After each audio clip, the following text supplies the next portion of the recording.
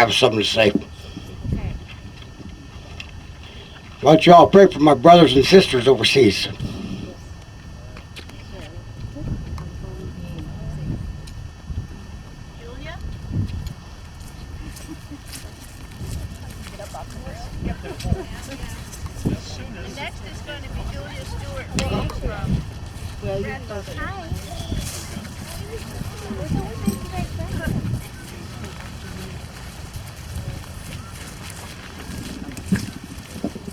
I'm just going to read portions of this little book called The Great Silent Grandmother Gathering by Sharon Meddy.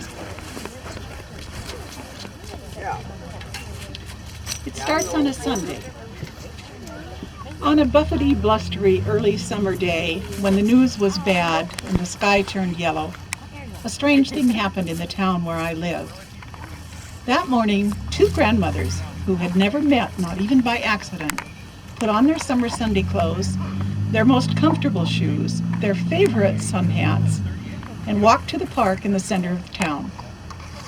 Now that, of course, was the strange part, because lots of people walk to the park, especially in summer. It's what the grandmothers did after they got there that set the whole town on its collective ear. What, you ask, could two grandmothers do that would cause such a buzz on a buffety, blustery, early summer day? Well, just wait till you hear. The grandmothers, who had never met, not even by accident, walked past the river and past the rose garden and past the playground to the center of the big grassy area that faces the town square.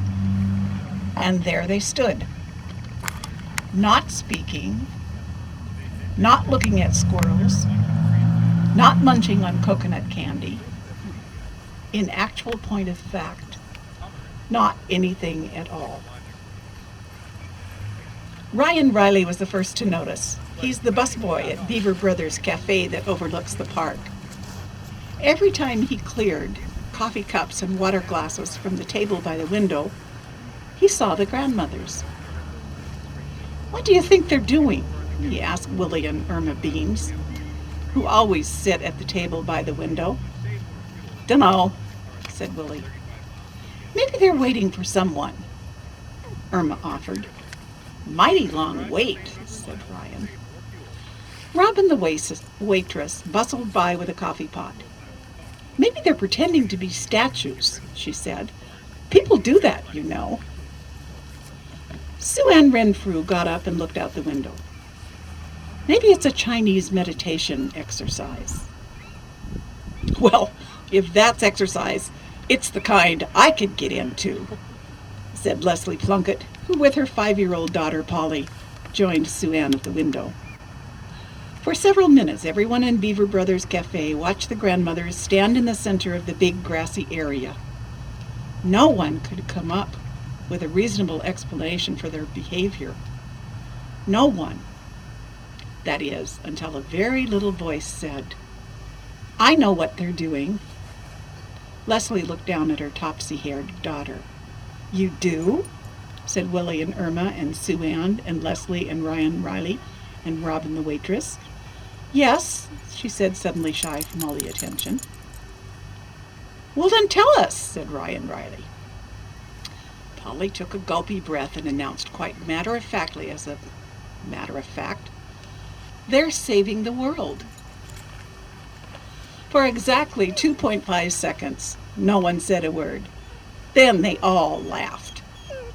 Leslie scooped up her daughter and everyone went back to their tables, and that was that. Except it wasn't. When Ryan Riley got off work that afternoon, he cut through the park on his way home like he always does.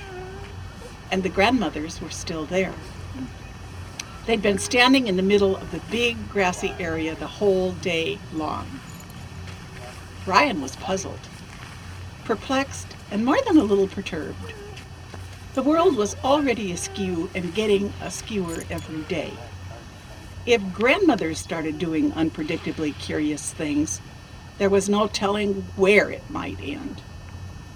At that very moment, more than anything, he needed to know why they were standing in the park. So he did the only thing he could think of. He asked.